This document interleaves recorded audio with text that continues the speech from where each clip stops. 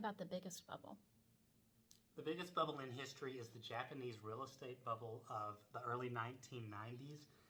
At its peak, the state of California was worth the equivalent of 1 square mile of Tokyo.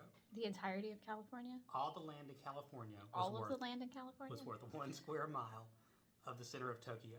That's insane. It was, I keep seeing all this stuff come up about how they were also doing the 50-year mortgage at the same time. yeah, it's the only other place I've heard of this. They were doing 50-year mortgages. They were flipping properties. There was some fraud. It was a super frothy bubble. Even after it was identified as a bubble, it continued going up for a couple more years. That's insane. And so then the crash was much worse because of that. Some of those prices went down more than 99%. The residential real estate market still hasn't recovered. Those prices are still lower than they were 35 years ago. That's insane. The second biggest bubble in history is the U.S. real estate crash of 2007. Their house prices went down 20%, but they recovered in 5 years. In Japan, prices went down almost 80%, and they still haven't recovered their original value 30 years later. That's crazy. So this real estate crisis triggered a bunch of other crises in Japanese economy. Like what? They experienced deflation. Ooh.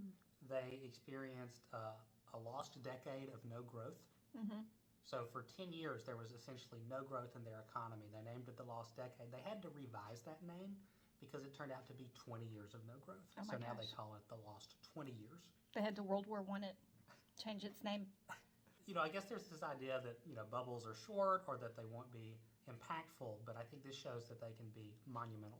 Yeah, that's a generational problem. Right, it's ongoing. Right. It's still impacting the global economy. Do you think this is similar to what's going on right now in AI? I do think it's similar.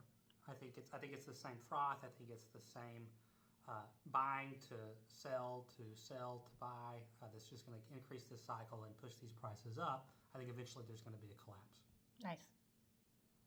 The Japanese real estate market is the biggest bubble in history so far.